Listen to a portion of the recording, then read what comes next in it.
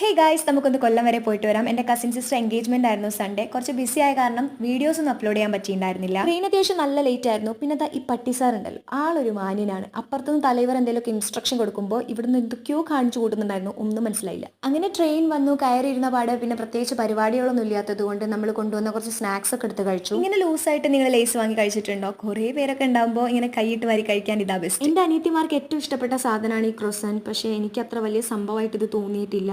ഇയാൾ ഇപ്രാവശ്യത്തെ ട്രെയിൻ യാത്രയിൽ നിന്ന് പരിചയപ്പെട്ടതാണ്. ആള് പറയുന്നത് എനിക്കും മനസ്സിലാവുന്നില്ല, ഞാൻ പറയുന്നത് ആൾക്കും മനസ്സിലാവുന്നില്ല. മലയാളി കുട്ടിയല്ല. നമ്മൾ സ്നാക്സ് ഒക്കെ കൊടുത്ത് പരിചയമായി. മാതാജി വെച്ച വെജിറ്റബിൾ ബിരിയാണി ഒക്കെ കൊണ്ടുവന്നെങ്കിലും ട്രെയിനിൽ ഒടുക്കത്തെ തിരക്ക് കാരണം ഒന്നും തിന്നാൻ പറ്റിയില്ല. പിന്നെ ഇതൊക്കെ വെച്ച് അഡ്ജസ്റ്റ് ചെയ്തു. അങ്ങനെ ഒരു 4:30 സ്റ്റേഷനിൽ ഇറങ്ങി. പിന്നെ എന്നെക്കാ വലിയ ബാഗ് ആയതുകൊണ്ട് എനിക്ക് ചുമക്കാനൊന്നും ഒരു ബുദ്ധിമുട്ടുണ്ടായിരുന്നില്ല. നല്ല മഴയും 2-2.5 മണിക്കൂർ യാത്രയൊക്കെ ഉള്ളതുകൊണ്ട് കസിനും ഹസ്ബൻഡും ഒക്കെ വന്നിട്ടുണ്ടായിരുന്നു പിക്ക് ചെയ്യാൻ. അങ്ങനെ അവരുടെ കൂടെയാണ് പോയത്. മഴ, പഴംപൊരി, ചായ, ആഹാ എന്ത് അടിപൊളി കോമ്പോ. പിന്നെ കുറച്ച് സാധനങ്ങളൊക്കെ വാങ്ങി നേരെ വീട്ടിലേക്ക് വിട്ടു.